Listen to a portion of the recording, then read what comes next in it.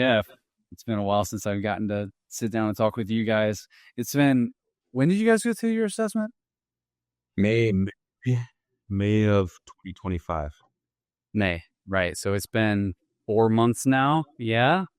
We're Feeling good. licking our wounds. So Licking your wounds. It wasn't that bad, right? Like it went pretty smoothly, didn't it? it was the anticipation, I think, that to it was the most troubling part, So I think that's what everybody feels, including us who like represent and do this a lot. Yeah, it's always like, okay, it's assessment week. How's it gonna go? And it always goes super well, right? It's kind of weird though. During the assessment, I felt like we were pretty well prepared. We did get caught off guard a couple times by things that I think are just going to happen. But in general, I felt like, we were in a pretty good place. I felt like we did the homework. So. Yeah, you did. Yeah, I remember, the way our engagement was kind of set up was it was more consultative instead of hands-on. But I was always super impressed every time like I came in, you guys took my advice. And sometimes when I was, maybe had an idea that didn't fit the business model or didn't fit the way it worked, you guys, we came to an agreement and it was like, it just executed. It was so encouraging to work with y'all on that because it's not always like that. Yeah, I think that was one of the things that we learned along the way is that, there's when you start going through controls, it's very daunting, but if you can break it down with someone like, you, Steven, and your staff to say, this is what this really means, you can really come up with some good solutions that make sense. Don't hamper business processes, and that can be explained to an auditor. And I think that was the key, really. Yeah, that is the biggest, I think, revelation that if people can cross over, it speeds things up. Is, oh wait, I can make this fit my situation. Like there is a specific meaning to this control, but it's flexible to what my system components, my unique circumstance, my workflow, my approval process doesn't necessarily have to be a checklist or something like that. It can be something that's tied into my CRM or something. Like there's a million ways that you can go about handling these situations. And once people like know that there's not necessarily a specific mold, there's just boundaries, and that's what the controls are. There's more boundaries. You got some flexibility, you got some freedom, and you guys definitely took that to heart, I think. Yeah. And then what we learned as we got into the assessment, it was very, very tense and nerving, but we found the same way we had a great assessment team. And they were as mindset. They said, look, we know what the spirit of this thing is, but we also know there's business operations that have to happen at the same time. So if you're doing the spirit of this control, we will accept that, but prove that you're doing it. And why you're doing it that way. And that became very apparent to us, which made things go a lot smoother once we kind of understood the rules of engagement. Yeah. Yeah, it was really encouraging. We'll come back to that here in a little bit. I did want to give everybody the opportunity to kind of be introduced to each of you relatively personally. That's what I always like to do with these podcasts is, for each of you, obviously we have plenty of time. There's a lot of we want to chat through, but if you guys could go ahead. What did you say? Done yet? We're not done yet. No. If you guys could, I guess starting with you, Brian, and then Jeff, just kind of tell us about your upbringing, where you grew up, what as much as you're comfortable with. I like getting as personal as possible, but as much as you're comfortable with, and just tell us where you grew up, how you grew up, what led to you being the person you are today that took on the responsibility of securing people in the DIB and joining PNN, like all the things that kind of brought us to where we're at now. Go as early back as you want. I'm all for it. Well, we're a Minnesota company. Couldn't tell by the accent. I grew up in St. Paul. St. Paul has been kind of my home. Live in a suburb now. Early on in life, I was determined to be a musician, i.e. a rock star. And my parents said, well, I'm sure that'll happen, but you might want to just have backup plan. Yeah, so I was going to audio engineering, which led me into sort of an electronics path. And that was kind of my real world job was electronics. I got into electronics. They sat me in front of a computer and said, well, connect to this file on the server. I said, what in the world is that? And it just blew me away. And since then, I just been attracted to networking and all with it. Was always a tech heart.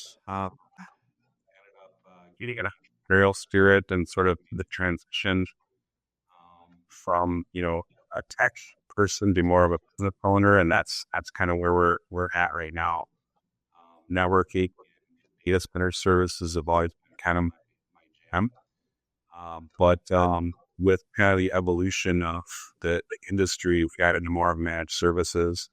The clients and the relationships that we have brought us down the path to compliance, and I see a real need for it, and we sort of organically grew into it. And that's Jeff and I met way back, I don't know, Jeff, 20 years ago.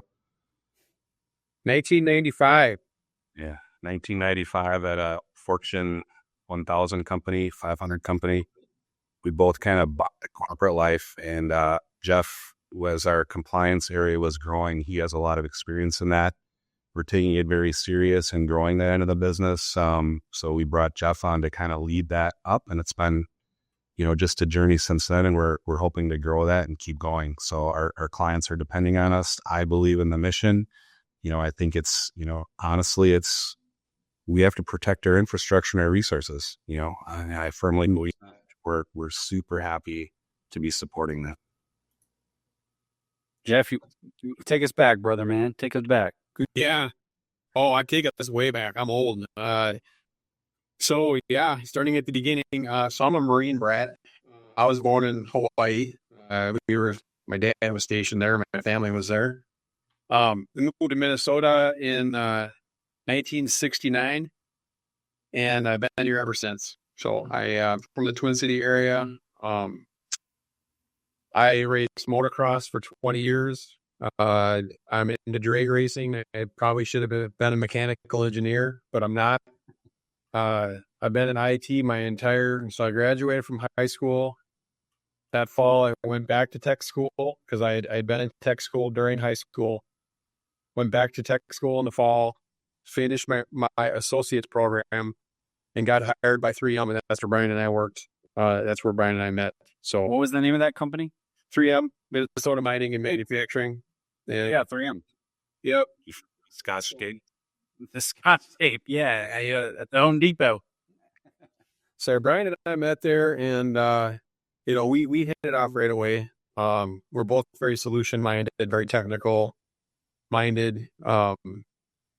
He and I took on some very difficult issues that 3M was having, and it was mostly because of the internal bureaucracy. And Brian mentioned we kind of fumbled around in the corporate life for a while, and then moved on. So it seems like it's only natural that he and I ended up together again where we are, kind of under our own terms. So I've been a corporate citizen up until I started working at Point North a year ago in June. I've always been in a service role. I've been in multiple leadership roles. The last one was at a large engineering firm. I led the IT organization there. The company grew tenfold while I was there. I was there 11 years. And it's made the transition in IT during that time, most significantly in the area of security. So my background is infrastructure, turn-in dials, and got forced into the management role unwillingly, and found out that I like to coach people. I like to lead, and I like to share the things that I've learned, and I'm a student of the game. So as part of my tenure at the last company, we went through a breach. We were ransomed, and we ended up not paying. Wow. We are a rare success story in that. fortunate we had enough diversity in our infrastructure where they didn't get the backups. So we are forever that success story. They took us down on a Thursday and we were 75% back up by Monday. And even the insurance company will tell you that that was a hell of a success story. So we went through the whole gamut of, cleansing and forensics review and trying to harden Microsoft 365. It was a terrible experience trying to just get our hands around, are we secure? Are we not secure? And it's still a problem today, but security became a primary focus of mine. Just securing cyber insurance it is a thing that I feel like I know way too much about. The first application, 2018, was a half a page with just kind of check boxes going through the steps, and then the last one was 25 pages. And so that's just an example of how the whole environment is maturing and evolving. And so having gone through a breach, I'm very sensitive to that from a business perspective. And, Brian and I are on the same page that, when we do this, let's have a business first mindset. So it's been great. It's my first stint at an MSP, and I'm kind of jealous, kind of angry, because MSPs have great tools. And, my message to businesses, it almost doesn't seem like it matters really what size you are. MSPs are going to have something to offer just because of the stack, the software tools that are available to them. And, we're having a great time. So. Yeah, you are having a great time. That's crazy. We hadn't talked about the breach that you guys had. I guess it just didn't come up, but that's pretty incredible. What was it? You said 3 to 4 day turnaround for being back up. Yeah, that's pretty significant.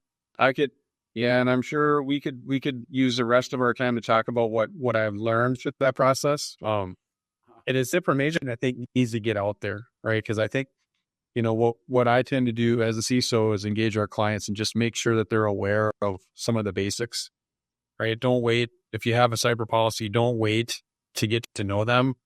Yeah. Until you have a breach, right? Or you have an event. Talk to them ahead, make sure the tools are a good fit, and, make sure the partners are all pre-approved, that kind of stuff. That's part of the intention of the first objective of 361, the incident response requirement, right? Like, it's part of the intention is you have a preparation element to your incident response procedures. It's not just merely reactionary, although incident response is by definition reactionary, but if we see it all the time, it's like sometimes people are just seeing their incident response plan for the first time when it's time to actually do either the tabletop itself, which is the most common area where we see a falling short in the industry, is people are just seeing their incident response plan, at least people who have some level of responsibility. They're just seeing it for the first time when we go to do that incident response tabletop test, or they actually have a breach. And it's like, yeah, there's got to be a better way. And it's called preparation. They say everyone's got a plan until you punch in the nose, right? Yeah. Brian, your background, what you said you started with a desire for musicianship. What do you play? I started on electric guitar, and there's a long story to that, but then I transitioned to bass guitar, and still playing today. And we used to be fairly popular around the Twin Cities. We played pretty much every weekend. Like cover band type stuff. Of course, yeah. Of course. Yeah, so it's a lot of fun, and you get to play rock star. And right now, the amps are a lot heavier now, so it's lessened a little bit, but it's still a great hobby. And I think it's a while ago at one of the trade show events I was at, it was an interesting story. One of the keynote speakers, this was a computer event, and the keynote speaker was Jeff "Skunk" Baxter. I don't know if you're familiar with him or not. Mm-mm. He's the guitar player for the Doobie Brothers and Steely Dan. He's a way high up consultant in the DoD or some place like that. But his whole story, where it's being able to improvise and come up with solo is really kind of crafted his way of thinking, to be able to come up with like a solution to a solo, which really helps sort of his mental career, versus overthinking things and getting in the weeds. I thought that was a really interesting story. Not that it relates to bass guitar playing, but I think I think the bigger story is I think music is important in a well-rounded person. So, Well, yeah, I will say a bevy of life experience that leads you to the person you are and how you do your work and how you operate and things like that. It's not just your tenure doing technical cyber stuff. It's all sort of, I mean, you are who you are, your experience, right? So yeah, I think that's a big part of it for sure. yeah. So, Yep. Okay. So that's awesome. I don't think we had really a chance to get familiar with each other on that level back when we were doing the consulting stuff. But I was curious. Okay, understanding your guys' background and stuff like that. Where did PNN start? Like, what is the background for PNN, the company, before and to where we are now? Before you guys came, the history of PNN as an organization. yeah. I started Point North Networks in concept in 2005. And that seems like a long time ago, but I don't think PNN really existed to where I wanted it to be up till about 5 years ago. There's a lot of reasons for that. But I think a lot of it was, when I started, I was doing a lot of sort of solo entrepreneurial tech things where I was kind of, carving out a living by doing business services. Something happened to me at a really good time. One of those things is I was introduced to a program. It's a national program called, if anyone is interested in it, it's still going on. It's called the Goldman Sachs 10,000 Small Businesses, and it's essentially an economic development program throughout the country that Goldman Sachs sponsors. And it puts young businesses in a kind of a mini type scenario, and that was a really big thing for me. So I learned the crux of it was working on the business instead of in the business. And that was a completely different mindset. And I loved the program. I embraced it and I put those things in practice. And from that, I think is one of the biggest experiences of getting to PNN from, Brian doing the work to, and we're not a huge company, but in the last 5 years, we've grown from myself to Jeff. Yesterday, we determined we had 19 employees. We're about to hire our 20th. And it's just, a lot of it comes down to not only working on the business, but you never really understand, what culture means. What does core values mean? Those types of things go a long way in running a business, from retaining our being employees right, treating your customers right. And those were some of the things that, aside from technical things, which I think we're really good at, but there's a whole culture aspect of it that I think is a real big key to our success. Yeah, is that your experience too, Jeff? Over the last year coming in and learning about PNN's culture. Yeah. And you can see it right away when you walk in the door, right? I mean, it's posted on the walls, the vibe in the office, right? The way that the team interacts, and you can see how it works, right? It's it's the top down thing, like a lot of things are. Brian does a great job. I'll try not to cater too much to him on our call today. I have a lot of respect for the guy, but he's one of the guys. I mean, he can hack on tech stuff, with anybody in the office. At the same time, he's got this business acumen. So, there's a lot that we're a training organization. We like to roll our own, we say. So we bring in junior and promote within, and that's a very it's like you should do something that argument. Yeah, Lord, and always turn over. So. Yeah, that was one of the when I was getting into my career, That was honestly, that was one of the struggles for me. I mean, and I'm sure it's still somewhat of a struggle, although I think it's getting a little better. You see some things, and like USA Jobs and how they're putting out job listings and things like that. It's getting a little better, but I just remember there was such a high barrier to entry into IT, even for, even for, relatively not, I don't want to say experience. Like if you had experience, you could get a job, but like those entry level positions for even like a civilian DoD position or something like that here at like Quantico or, whatever, wherever you were trying to go, a lot of those GS positions were like, some of even the lowest ones were like, have to have a degree, have to have certain years of experience. And it was just the mindset of take somebody in, give them obviously a lower salary, but teach them from the ground up and promote them from within. It just felt like that there was not much opportunity for that.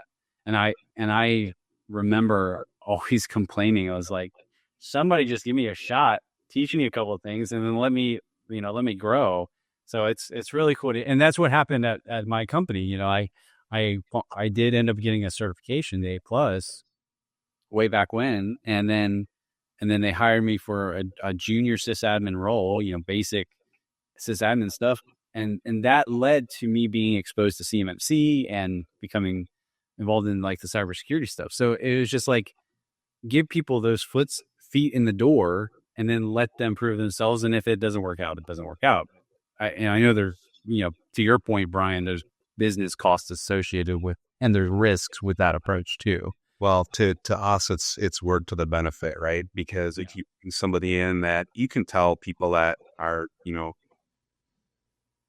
have the aptitude and the ambition to put their best foot forward. And if you take a shot on someone based on, I think they call them, I forget what they call them now. It used to be soft skills, but they call it something else now. But if you bring someone that has that, if you give them a shot and you encourage them and you help them along, there's some loyalty and a lot of return on investment that goes in that if you have the right person, right? That's exactly our mindset. Yeah.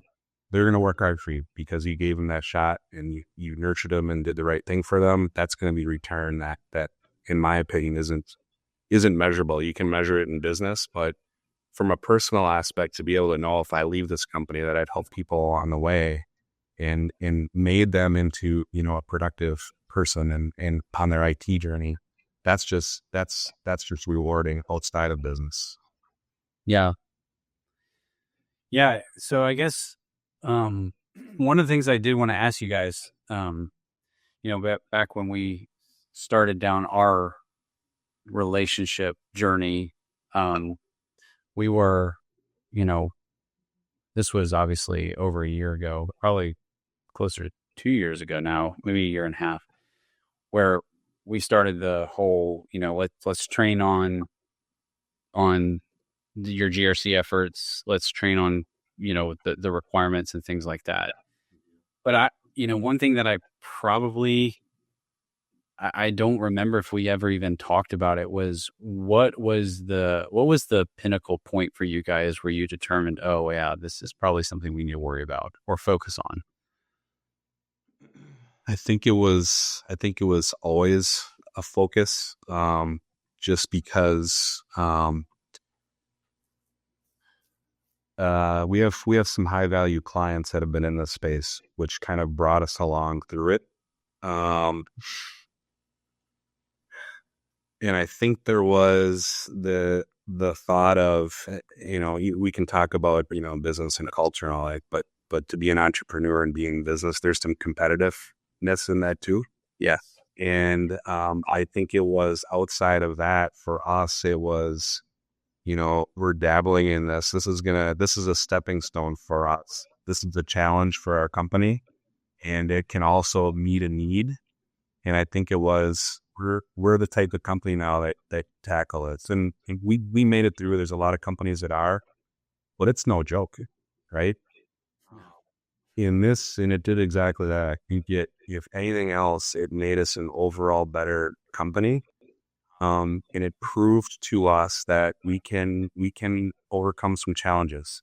So I think it was early on that we sort of knew that if anything, we're going to do this just to show that we can do it and lead the example that, hey, we're a small giant, so I think that's what it was. So I don't think there's a question that we were going to do it. It was just when was the timing right, and meeting IntelliGRC and learning a little bit more, and you guys pushing us through it. That was one. It's like it's game on now. There's no turning back.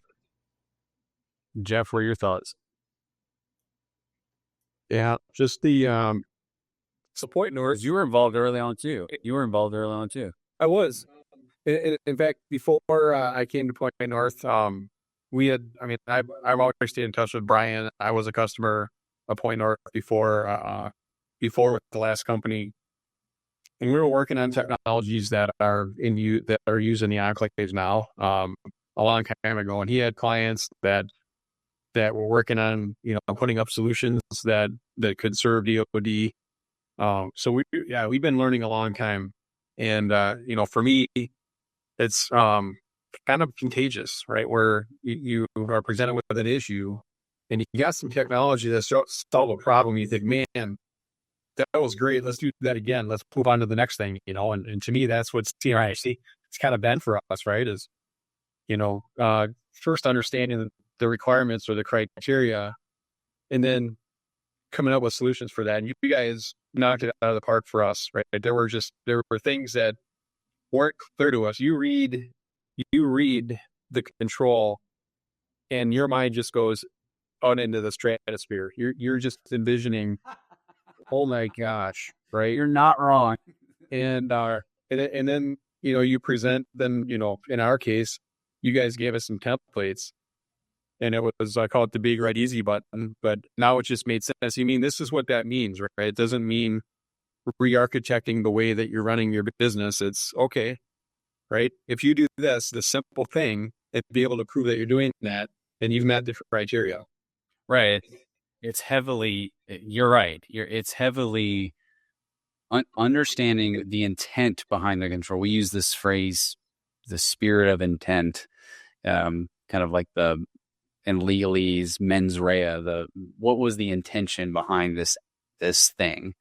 Not necessarily just what does this literally mean on paper, because a lot of the time you're 100% right. We hear this all the time as people, we explain what the control means, and then it's like, wait, what? Oh, okay, that's the total opposite of what I thought that meant. Like, for example, the 3.4.5 requirement, when it's all about logical and physical access restrictions related to changes. That's like, that one is even tricky for me if I'm solely going based on the assessment guy. And there's confusion about, okay, is this talking about is this talking about what I do at the time of the change? Is this talking about something that I have to have in my policy that's like required for every single change? What is a change in the first place? Are routine patches changes? Do I need to like all these different scenarios and questions? But it really is, like we said earlier, it's a flexible thing that as long as you have an understanding of the intent and the risk that control or requirement is trying to mitigate, that really does help set the precedence for and frame how you implement it in your environment. And you guys, there are a lot of situations like that where there's one example, I don't know if we want to get into it, but during your actual assessment, how you addressed a hiccup when it came to like vulnerability scanning that I thought was just a spectacular understanding of the intent of the requirement. And again, we don't have to get into it, but it was a really good example of, okay, if you didn't have any context, you didn't have any help, any guidance, it could be really hard to come to that conclusion. But you did it. You did it. You did it, guys. That's that musician soloing thing, right? How do you improvise on the spot like that instead of freezing up and saying, "Oh my God," and just shut off your computer? But I give that Kurt. He was, you still talk about that. That was an amazing.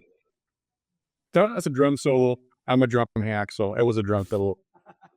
Well, and it was, and it showed you understood, okay, 311.3, remediate vulnerabilities in accordance with risk assessments. It's not just, it'd be a totally different control if it just said remediate vulnerabilities at defined frequencies based on CVSS scores or something like that. But it's in accordance with your risk assessment. It's in accordance with what you deem as an organization to be the right approach based on the risk that this vulnerability presents. And that shows you understood the requirement, where you were able to say, this situation is one where we don't agree with because of how we know our environment. We know our environment better than Nessus does, or better than whatever it is Qualys does.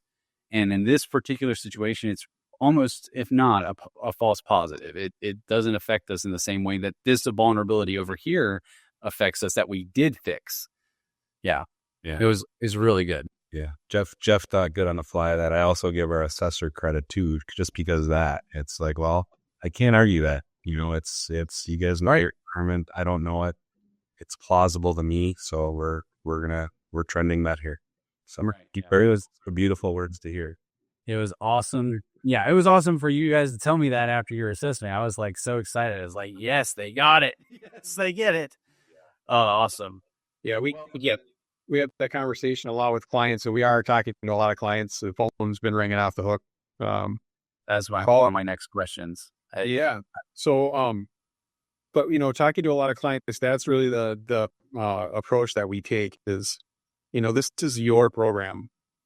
They're all worried about understanding what the requirements are and all that. And yeah, you need to understand what the intent is, or, what they're really trying to get to. But at the end of the day, it's your case to make, right? It's not somebody else's opinion about whether or not you're doing the right thing, as long as you can make your case for it. And that's what we ended up doing.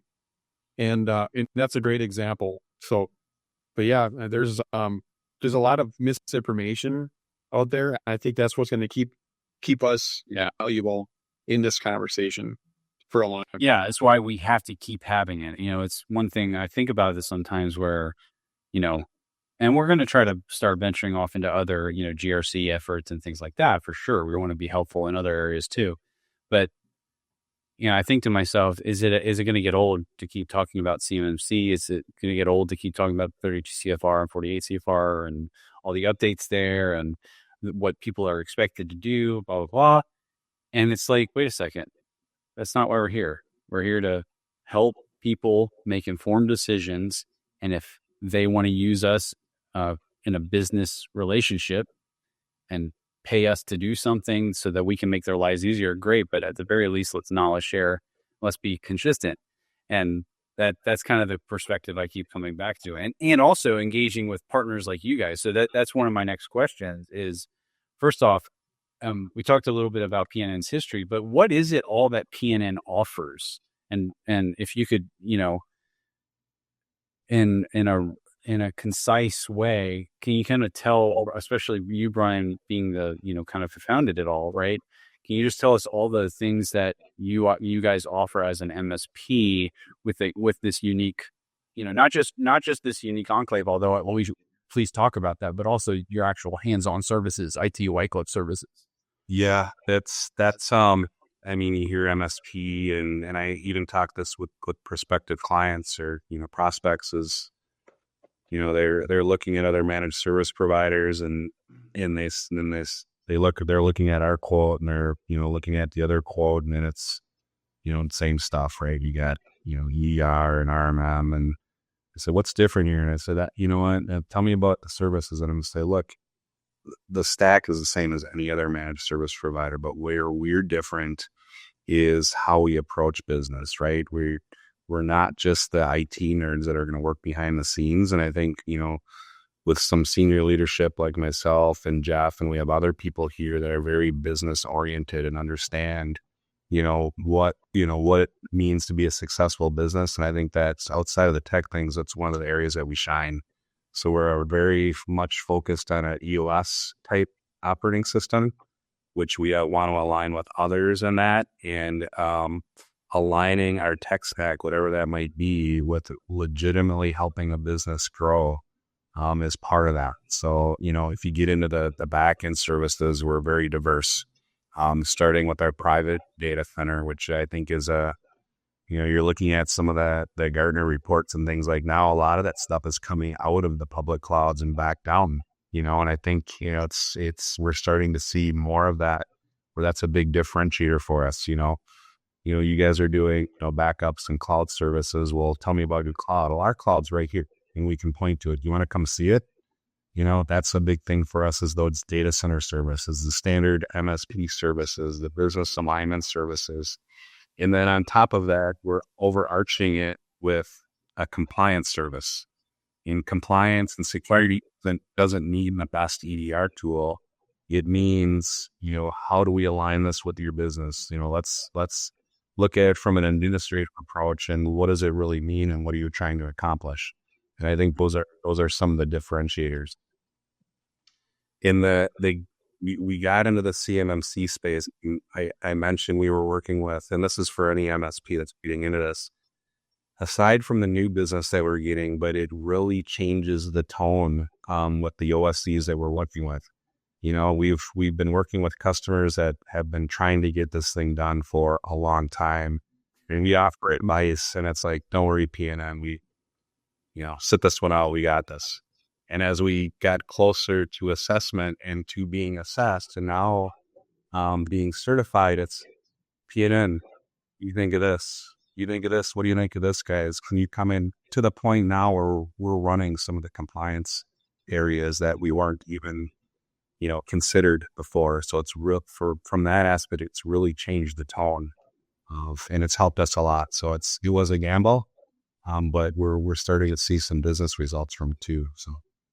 Yeah, that's really cool to hear because, that's always part of the conversation especially when we're engaging new MSPs to help them. It's always like, what's really going to be the return on investment here? Because you guys can be the first to say, right? I mean, you tell me. I mean, it's a big investment, not just money wise, but time. You guys spend a lot of time on that SSP, gathering all your evidence, implementing the requirements. Yeah. Personnel too, right? I mean, that's the other advice is unless you have somebody that's dedicated to getting this done, it's not going to happen. And one of the reasons we brought Jeff in. So that was an investment for us. Let's face it, Jeff's not a cheap guy. So, but that was another key is you got to have somebody that's dedicated to driving that program. So it's money and time and everything. It's a big thing, but we are just now believing that this is going to be a big payoff. Let's do Jeff's employee evaluation right here. Is he keeping his job? Hey, I got the water bottle, I'm good. That was his bonus for the year, right? Well, I'm glad. So you guys feel like you're keeping up and everything's the program's working, the Kanban, all that jazz. Well, these are the discussions we're having now, talking about changing the tone. It's like, where are we going to get business? Now our conversations are, how are we going to staff for this business? So it's not complaining, but it's those are the kind of challenges you want as a small business. So you guys are offering the regimen, white glove IT. We will do all the technical stuff for you. You guys also have another offering that's pretty significant, that you're hosting in your data center. You guys are essentially acting as the new home for a DIB contractor's infrastructure, right? Tell us a little bit about that. Well,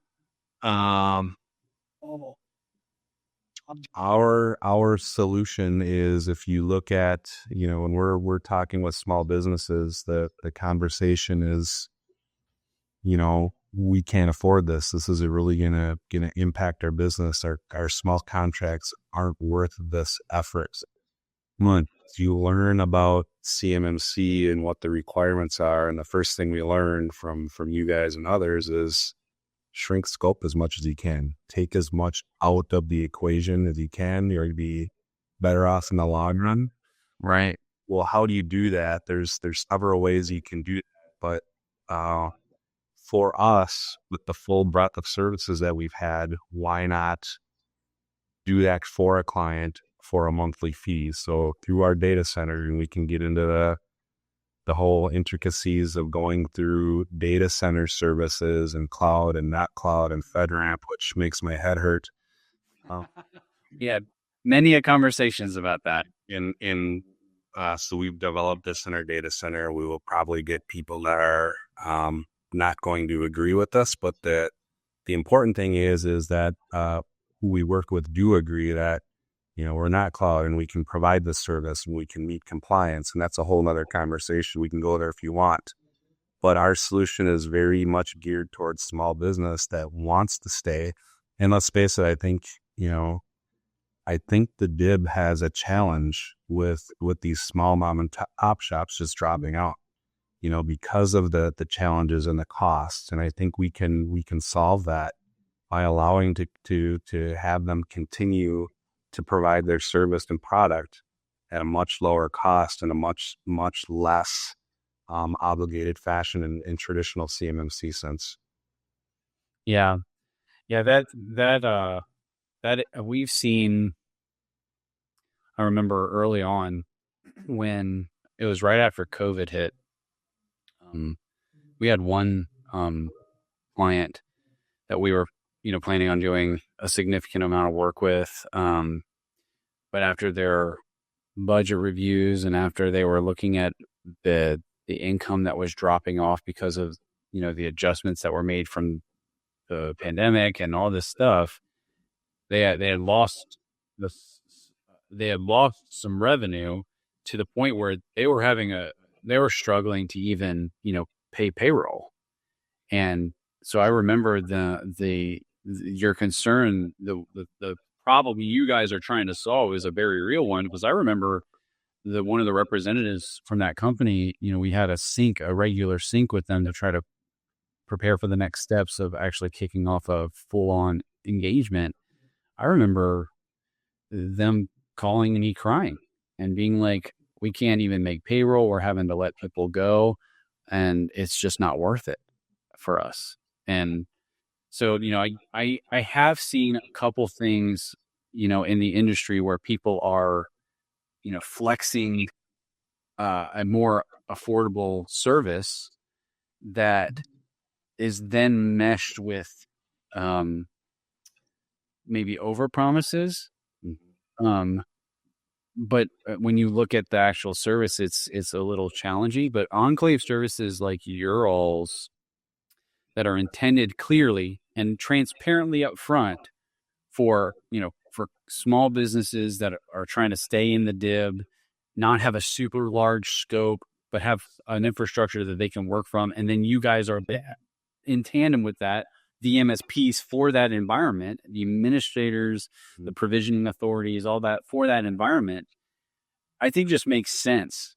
And I hope that you guys are starting to see a lot of increase in popularity with that approach. Yes, but it has to be introduced to the OSC, right? Yeah. If you go to the standard mom and pop machine shop or whoever it is, they don't know what that is, right? Yeah, it comes down to the business. They just said that we got this in our contract. What do we do? I've talked to so-and-so, I talked to so-and-so, they can get this and it's going to cost me all this money. And we say, yes, let's look at it. And by the way, have you considered this? And we talk about enclave and so I think you're seeing more of that. It's being introduced more, but I think the challenge is there's not a lot of awareness, in my opinion, of that type of solution. So you have to go through it from a traditional sense, from a sales perspective. Right. Let's figure out what you're really trying to solve here and then introduce that on the back end. But once that concept is realized, then it becomes very viable. So that's what we're looking at right now. What is if you don't mind me asking, what does the costs look like if you were to give me an estimate for like a 10 to 30 person shop, that they don't really have any physical infrastructure, other than their endpoints, but they're doing work for the government and it's heavy, file related work. So this would be a good fit for them. What would it look like to kind of go with you guys, if you don't mind me asking? Yeah, there's a couple fees involved, right? So first of all, there's we call it kind of the technical solution, in our opinion, and based on our CRM that's been assessed, by the way, and it's been validated. We're meeting 80% of those controls, maybe a little bit less. So that is what you're paying for, in addition to IT services and everything else that goes in supporting that. For a 10 to 25 person company, you're probably a couple $1,000s a month. And if you consider that versus not doing that, that's a pretty good price. Now, the other side of it is you still have, 20% of the controls you still have to implement, right? Right. Oh, there's a couple ways we do that. And there's the idea of, okay, we can do separation of duties. We're already working with a CISO. We already have one in house.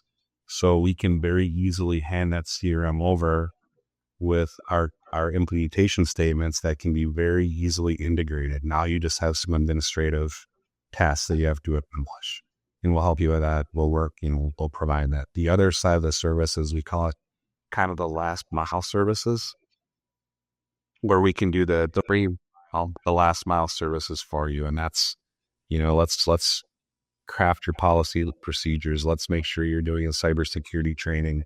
Let's make sure your HR policies are intact. And because we went through it, and this is the thing too, is you talk about, people that go in and say, we got the solution. We've actually lived and breathed and were assessed on our solution and passed. So that adds a lot of street creds right there. So that's kind of the two main services that we provide at a cost for that. So, yeah, that's kind of what I had assumed, is that you're doing a lot of coupling, right? You have the infrastructure ready to go. It's not cloud infrastructure. It's your, and then you're coupling it with actual people services, right? So it's a good, they already know the infrastructure because you guys built it. It's your stuff. Yeah, and it's a personal thing too. It's there's got to be trust in that, because there's been a lot of things that have been going around, and for as long as this thing's been talked about, there's been a lot of incomplete solutions that have been pushed as the be all end all. And I think people have gotten burned and are a little gunnish. And it's more than just a monthly service. There's some personal touches that go into that. I mean, it's all about getting in there and not just pushing home, we got this thing and this is all you need to do and you're going to be compliant. There's still a lot of consulting, a lot of hand holding. And just that culture thing you touched on earlier, is how you your customers and how you make them, help them to trust you. Yeah.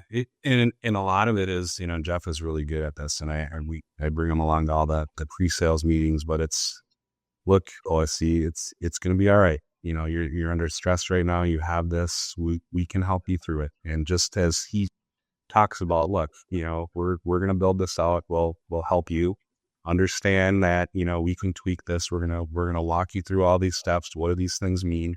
You have a partner in this. So it's not transactional at all. So when you say, what's the monthly price? I hesitate a little bit because it's not so transactional like other solutions. It's really a relationship that I think is so important because of, what this really gets into, in the time and the money and the expense. So we're kind of there for them the whole step of the way, the whole process. Right. If your disposition is similar to your internal disposition towards promoting from within, we want to build loyalty. We want to build real relationships. I'm going to do that with my customers too. That's got to be a recipe for massive growth. I mean, it's got to be. Yeah, we actually had this conversation this morning in our leadership team. It was, we underbid on a new client onboarding project, and it was, man, what do we do? And it was, look, guys, let's look at the long-term end game. Are we really going to, fret about a couple $1,000s on the front end versus the return longevity for the relationship? And that seems to really, really work for us, So. Yeah. That's a really good perspective. Jeff, I mean, you're because you're involved in the sales process. I mean, what insights do you have about, and it's especially if an OSC is watching this and is curious about what solutions they have and options they have. I mean, what does it look like to go through a sales process with you guys, and what does that mean to you? Yeah. Well, usually we frame the conversation up with where's the data and what kind of data do you have? You know, and I like to talk with color crayons basically because, you know, keep it simple because those first conversations need to be simple. And so we use the term boundary, right? Let's talk about the critical artifacts that would come out of an engagement, the things that you need to be able to communicate what it is that you have going on here, what it is that we're protecting, what are we building our program around, and we just lay it out there for them, right? So where's your data? What kind of data do you have? We will help you build your information system security plan. We'll help you build a system diagram and a data flow diagram. Once you have these, not even the security plan, system security plan, but the data flow in the system diagram, you can just take those artifacts and talk to anybody. They'll, you know, if they're done right, somebody looks at that, an assessor, right? Anybody, within 2 minutes, they got good context around what it is that we're building a program around. They truly are pillar documents, right? I agree. Yeah, and that's generally where we start. I mean, I'm good at provoking conversation. I'm just an enthusiast. You know, like I said, I'm a car guy. So my last clients we talked to is also a car guy, and also a musician. So we had plenty in common just from that standpoint. And that helped build a lot of trust.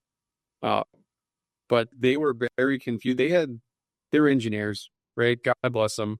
Us engineers, you know, we came to get out of our own ways sometimes, you know, and they had thought this thing through and basically psyched themselves out, right? They did, yeah. They just kind of created this conundrum where they felt like they knew what it was, and just reluctantly brought us in, expecting, you know, to confirm the bad news. And we left an hour and a half later, over time, still wanting to continue talking, and the light bulbs were going off like crazy. And they had this sense of calmness about them that they knew they were very comfortable with their next step. Oh, by the way, they turned out to be a very good enclave candidate, and that was one of the light bulbs that went off for them. You know, that was very enlightening for me. I felt really good that we at least got them to a place where they're probably getting more sleep today. So, isn't that the goal? That is such a good goal to have. You know, we work in services too, right? And Ozzy, our founder, you guys know Ozzy. Yep. That is something he says all the time is, at the end of the day, if our goal can be what is going to ease the concerns of the customers, what's going to make their life easier, what's going to make them sleep better at night. You know, these business owners, some of them are actually really grasping the reality of the situation, right? And the consequences for not doing this right. And, you know, that can be incredibly stressful when you are the person responsible for putting bread on all these people's tables, right? So, yeah, that's a really good perspective to have. And I hope MSPs that are really involved in this truly do have that genuine perspective. What can I do? I know I have to put food on my table, right? We got to run a business, but part of that is building trust and building longevity, because my goal is to make your life easier and let you sleep better at night. Yeah. It's really good. I think that's the key to business personally. Yeah. Yeah. I mean, I'm trying to think of any examples of smaller industries like ours that other models work. I mean, I guess large scale, corporatized, you know, high volume businesses with lots of like back end investment, it could work for a season. But I think what's going to produce the best result for the consumer, right, and make them want to come back to you and not groan when they think of you, is that. Those large businesses are the anomaly though, right? I mean, America's based on what 95% of small businesses is the backbone, So yeah, if that's your benchmark, then let's do it right. Yeah. Yeah. That's really good perspective. You guys have, if you had to guess, how many customers do you guys have now as an MSP serving contractors that have, or other subcontractors or other entities that have the CMMC requirements, do you think? You could just estimate, if you're okay with that. Less than 10, but our pipeline is more than 10. Right. The 10 are the one that we're actually doing business with that are putting money in shoes on our kids' feet. The other ones are the ones that we're having these initial conversations with, that we're making the relationship. And it's good. And I'm really happy that customers are doing this, because again, it's a relationship thing. And I encourage, whether it's an MSP client, a data center client, a CMMC client, make sure you're making the right decision, because you don't want to get into a marriage and then have to have a divorce, 3 weeks later. So we as advised, we evaluate other organizations that a company might be looking at, and it's got to be that way, because it's got to be a right fit, and we're happy to spend the time. So it might seem like man, you got all that in the pipeline, why aren't you closing this? Well, let's take our time and do it right. So, yeah. What do you guys think has been? I have two questions for this, because we're talking about these pipeline engagements where you're having these initial conversations. I'm sure there's got to be challenges. What do you guys, as much as you're willing to share, what have you seen to be the biggest pushbacks to acquiring business when you're, pursuing these people in your these businesses in your pipeline? And then on the other hand of that, what actually has been the real challenges, not just the perceived challenges, but what have you guys actually seen to be, these are hurdles that we have to cross and meet in the middle with these people? Well, I think it's honestly, to be candid, we're still trying to figure out where we fit, right? I mean, there's what is it that we do? And we also, from the other end of it too, is we have really great partnerships with CISO companies and vCISO that we work well with.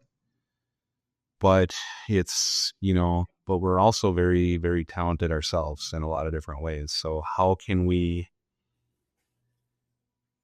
continue to have the relationships that we have, and, make sure we're supporting each other and not stepping in each other's toes versus what the client wants. Some clients, they said, we don't want finger pointing. We want you guys to do it all. Others are, we want that separation. We trust this person. The challenge is really, and this is a new thing for us, right? We said we want to get certified, but now it's marketable and we have people calling us. And it honestly is, where do we really fit? What's our sweet spot? That's the internal challenge, because we can do a lot, but, and then it's also, a scalability aspect of it too. Do we really want to get into the implementation and the policy and procedure? Because that's not super scalable. So, do we focus on the enclave and crank things out? And it's a long-winded answer, but this is a new thing to us, and I think it's new to a lot of people. Figuring out a little bit, yeah. Carve it up, fit. Yeah. One of the things, and I'm curious if you guys have seen this yet. One of the questions that I've had in my head about, especially MSPs who took this seriously, even voluntarily, like you guys went and got your certification for your services in the enclave and stuff. What is, for an OSC, including the OSCs that would use your enclave and use your services, they get assessed if they have the requirement to get, they got to get assessed once every 3 years, and then annually they have to reaffirm and do their self-assessment for 312.1. But they have a CFPO come in and look at them once every 3 years. It's got to be, you guys have the bigger burden, right? Because not only did you guys voluntarily go and get your certification, and I'm assuming you're going to keep that trued up, right, every 3 years, but you also are going to be on the hook for every single one of your clients' assessments. So it's almost like you're getting scrutinized like all the time. If that's not an example of continuous monitoring, I don't know what it is. I think it's pretty clear what certification means for a traditional OSC. I think the jury's still out on what it means for an MSP. I don't. Oh, that's 100% true. There's debate in the industry about that. I wrote a blog about that because it was one that kept coming up, and I was like, okay, based on the language, they can't. Technically, they can. But what was the original intent of CMMC? I kind of agree that there's some murkiness there. Yeah. Yeah, I mean, as a traditional MSP, really handling CUI, I hope not. And if not, then what is the purpose of this assessment then? Other than for us, if we're working with the OSCs, we really need to understand it. That's our take on it. Let's go on all in on this and be a real resource for our clients. But as far as ultimately where an MSP is going to end up, I think the jury's still out on that. Yeah. Jeff, I mean, do you see any other hurdles from the sales cycles other than what Brian's mentioned? No, I think he got it pretty good. It's a journey of educating, right? And getting rid of all the fluff because there's a lot of it out there.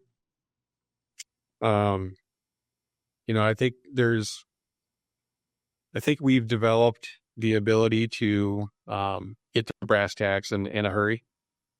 We've got a couple of clients that kind of struggle with kind of getting down to it, and you need a lot more help. And there's other clients that don't need a lot of help,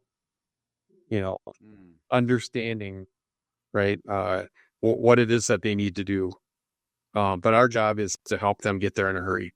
And I think that's what we're able to do a very good job of. And we demonstrated that through our own assessment, right? We came up with in our preparation, just, FIPS validation, for example, right? Verifying that your systems are compliant and okay, well, it's not. So then what do you do with that, right? And how do you design your infrastructure where it still meets the criteria, but you're not having to reinvest in the whole thing? And so I think that's where a lot of my confidence came from, is seeing us get past some of these issues. And we're able to do that for our clients. I had a client call me up all in a tizzy about, oh my gosh, I've got these new requirements. And one of them is physical security. And I have to go spend all this money on an access control system. And all. I said, listen to what the goal is. Okay. Somebody may have told you that this has to be, this expensive investment, but the goal is to be able to track it, right? And manage it and make sure that it's secure. So that doesn't necessarily equal what you've been told to the letter. So, understand what the goal is and build, come up with your solution around it, and let's test it. Let's see if it fits. Yeah, that's really good advice. That does make me wonder, of the people in your all's pipeline, right, for upcoming work, right, upcoming engagements, if you had to put a percentage on, I know this is probably super reductionistic, but if you had to put a percentage on it, how many of them seem to be relatively familiar with what the work ahead looks like, as opposed to a high level of ignorance of what they need to be prepared for? I think what we're seeing is we have who we're engaging with. They have an understanding, a basic understanding of what this thing means. But what I think they're not grasping is the level of effort that it really takes and the amount of investment to get there. They see, well, we just gotta, we have this in our contract to understand what it means. This is important to us. Let's do it. And we say, well, let's do it. Here's what we got to do. And you start getting into it, then it starts unwinding a little bit and say, whoa, wait a second here. You're telling me I got to do this and I got to do this. And that's where you start getting creative. But surprisingly, the people that are coming to us have a fairly good understanding, but just not the depth of involvement that it's going to take. So, and that's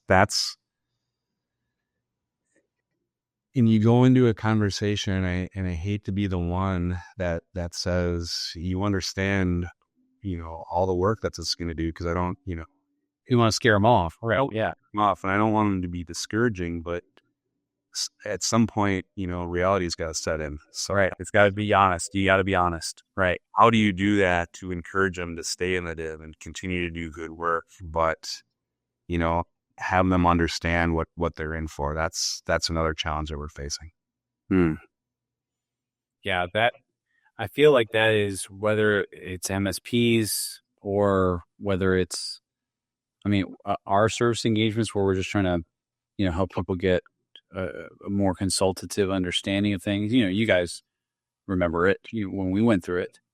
That is the biggest thing, is how many times was it, Brian, when we came across the control and it was like, oh, that's what that means. Yeah. Deny by default, both inbound and outbound. No split tunneling at all. Well, yeah, it, like, those types of situations where they've got to happen all the time. Yeah. And then when we get into an engagement, and just because we like to do things, it's we're doing some level 1 stuff right now, and you so much want to just do it for them. Like, we'll just do this. We'll draw this out for you. We'll craft this, but you got to reel yourself back and educate and say, you got to do this to do it, versus, Right. let's just get in there, because I don't think that's healthy either. Right. So, Yeah, that's what a partnership should be within this environment. It is totally, in my opinion, it's totally understandable when you're dealing with a very small DoD contractor who doesn't really have any internal IT or anything like that. They're doing basic stuff, but they've got a really niche, role in the DIB, and you can't expect them necessarily to have full buy-in of every single requirement, at least from a conceptual level, especially if they're not technical people, right? But trying to partner with them, not just in the overall responsibilities of implementing the requirements, but like partner with them throughout the implementation, that's got to be so beneficial for the long term, like their long-term good, right? Because it also bolsters trust in you later on when, say, I don't know, 800.171 Rev 3 becomes the requirement, and you guys have to make adjustments or align things, and there's some hurdles that you have to go through for that, and they've got to be able to trust you for those implementations too, right? So yeah, that's really good. That's a really good perspective. one of the things that we reiterate is that, look, guys, we'll help you through this, but this is your program. You guys own it. It's ultimately your responsibility, but and that's where it really works. And if you have an OSC that's getting into it and say, we just want you guys to do it, that's not going to be a great partnership. So, what is it, that line from the Lord of the Rings where Samwise, he's like, I can't carry the ring for you, but I can carry you. Makes everyone tear up. So it's like, I'll be your MSP. You're responsible for this. I'll help you and support you along the way. And yeah, no, that makes sense. Just like you did with us. Aw, shucks. There it is. Yeah. Aw, shucks. You was just a shout out to IntelliGRC. You guys were invaluable. We've never would have been able to do any of this without your love and caring that you provided us. One day I'll meet you all in person and we'll be able to actually give you a hug. So yeah, kudos. You guys were completely instrumental in all this. Agreed. Yeah. Well, we appreciated you guys. We engage with a wide variety of clients. I don't want to say rare because I don't want to be discouraging. But it is sometimes challenging to get people to like go all in for something. They know they need to do it. Everybody knows they need to do it. So I don't want to speak poorly of anyone, but sometimes it's tough to get people to go the extra mile to get things done and to heed advice. And even when you're told something that's not you don't want to hear that you have to disable split tunneling, or you don't want to hear that you might have to switch out this, system component because it's not validated if it transmits CUI or something like that. Like, hearing hard things like that, sometimes it's hard to get people to acquiesce. I really appreciated our engagement because even though you expressed, that's a tough one, you guys did it and you guys made it work and you guys learned from it. And we're even able to, again, going back to that example, I'm still just so impressed by how you guys handled that hiccup during your assessment. Like, you guys actually learned the requirement and cared about what the requirement was meaning to cover and address and mitigate. So that's invaluable to me. You called us invaluable. I'm saying that's invaluable to me because that teaches me a lot too. Well, if there's any other advice, there's no dabbling, right? There's no thinking I want to do this, and maybe either you're doing it or you're not. So make the commitment. If you're not going to make a full commitment, then don't even bother. That would be some easy advice because, yeah, it's not, let's do a little here and there. It's you're either in or you're out. So make the decision. There's tons of opportunities. And it's just going to make any organization a better organization overall. So I highly encourage it. So. Yeah. Jeff, what do you think about that? Well, I agree with Brian. I don't like to see companies discouraged, right? Because they're misinformed in most cases, right? And it just seems like it's a daunting task, and it feels like the tax man's come knocking, and now you have to go back and basically reinvent the wheel, and it's just there isn't a lot of hope for a good outcome. The reality is no, we're all in this together. Companies are doing it, at different sizes. At very small companies are doing it. We had a client we talked to a while back, and they just told us to our face while we're sitting there, we're not doing it. We're not going to do the work anymore. And they came back later and they're talking to us again. So, I just think, don't be discouraged. Just get the right people, right? If, I think there's complicators and uncomplicators in the world, and you know what they are within a couple minutes of talking to them, right? Because it's either the conversation's going well or it's not. So, we're a host of uncomplicators. We work with partners like you guys that are uncomplicators. And that's the way it's just got to be. I don't have unlimited energy, and that's how I spend my days, right? Help me find the right way, the uncomplicated way. Let's get it done, and let's move on to something else because there's more important work to do as well. So, yeah, that's really good. Using that term uncomplicators, that is probably one of the biggest pieces of advice, is especially if you're coming up on, like, your assessment is like a month away and you still have things to do. So you're on a crunch time, right? You're dealing with the deadlines of when the assessor needs you to, deliver your body of evidence and your SSP and all this stuff. If there's any piece of advice that I could give, aside from, get help, right? Don't try to go at it alone. If you're not an expert in this field that has experience dealing with assessors and things like that, right? Aside from those common piece of advice, right? Do whatever you can to avoid analysis paralysis and avoid bringing more complication to the table. Sometimes it's inevitable, right?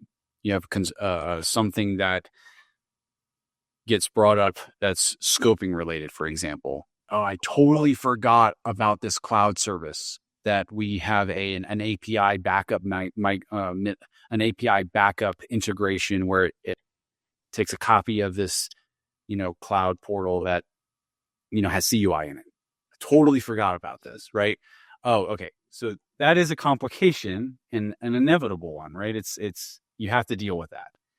But if you are in a place where, say you're developing something like a role-based access control matrix for something, or you're developing procedures, or you're developing certain policies, and you're just going round and round and round with people on your team who are all in good faith just trying to come up with a solid answer, like, guys, just make a decision, stick to it, iterate on it later if you have to, but don't get stuck in analysis paralysis. Make a call, move forward.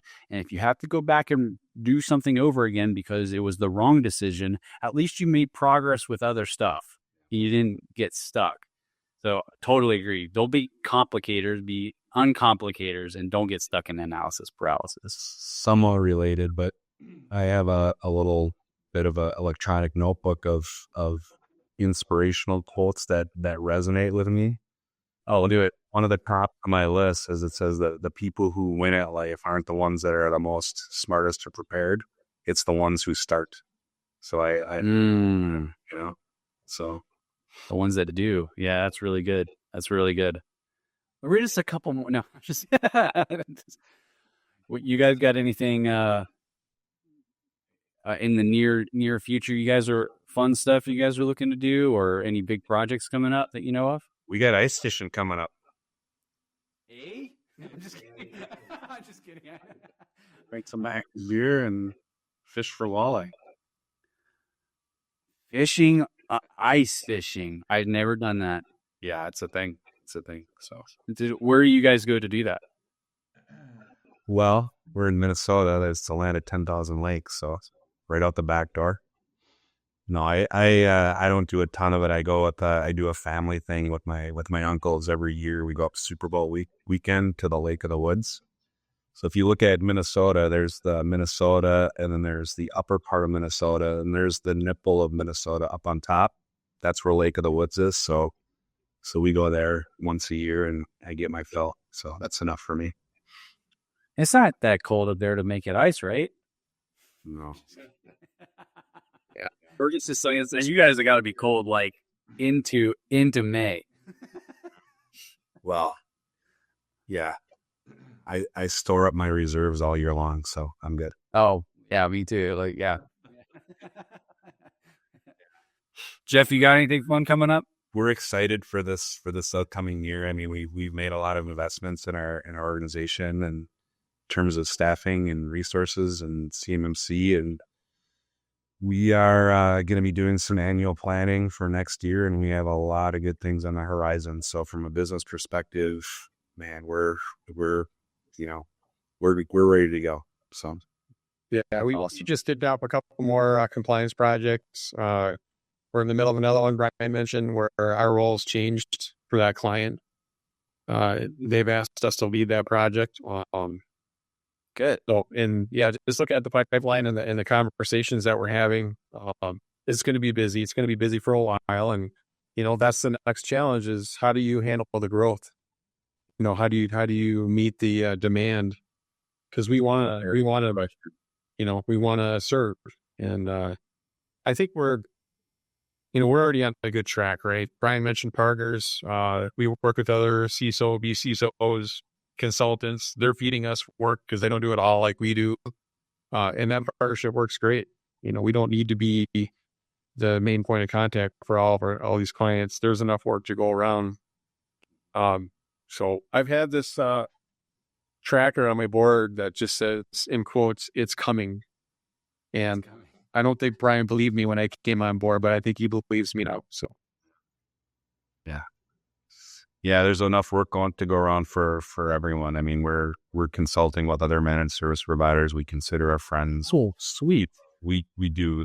We've met a few organizations at conferences, and they reach out fairly regularly, ask for advice, and we love talking about it. We'll help anyone. I just think it's if you think about the spirit of it, let's protect our resources. Let's not get crushed by Russia and China. Let's do the right thing. Let's all be in this together and help each other out because it's just beneficial for everyone. So we just finished a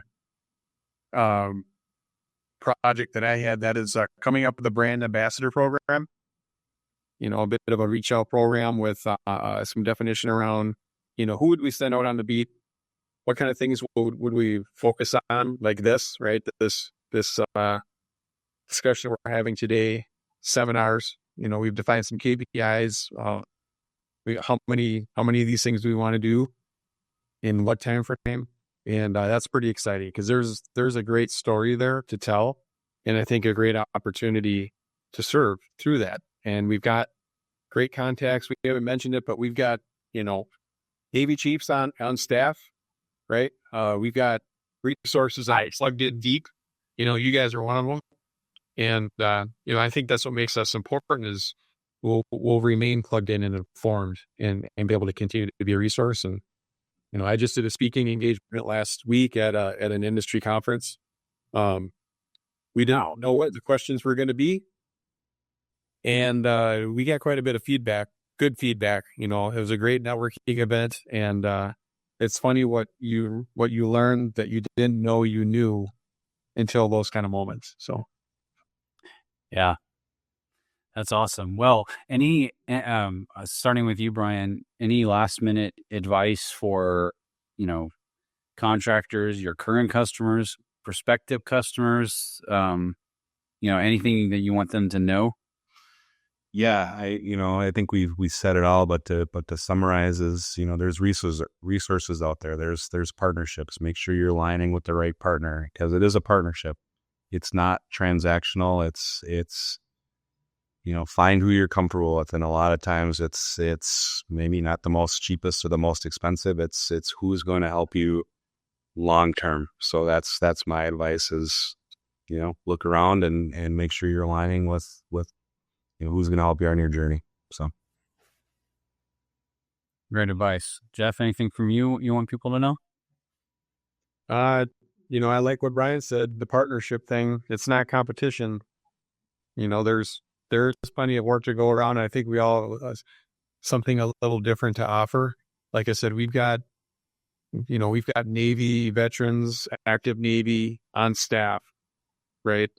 That's where we're getting some of our context from and some of our information from. I think the more you can reach out and try to stay plugged in because it's evolving. There's been things that have changed since our assessment, right? Clarifications and things like that. So I think that's the only way you're really going to be able to do a good job for your clients is to partner up.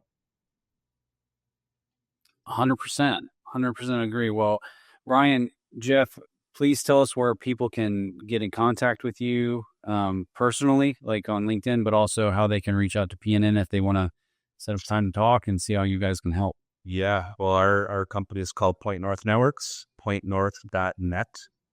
My email is simple, Brian, with an I, of course, BRIAN at pointnorth.net. Jeff is jeff.saucier, a little bit more fancier at pointnorth.net. We're both on LinkedIn, maybe not as active as others, but we have a lot of connections and we're happy to connect and, and talk and collaborate and whatever else there is. So we love it. Gentlemen, it was awesome catching up with y'all, hearing about your all's business. I'm glad you guys are doing well. I'm glad business is picking up. People are interested. I'm glad you're redeeming the fruits of your labor. So I pray that you guys continue and let me know if you guys need anything. It was awesome to see you guys. You as well. We'll be in touch. Yep. See you guys. Take care. Later.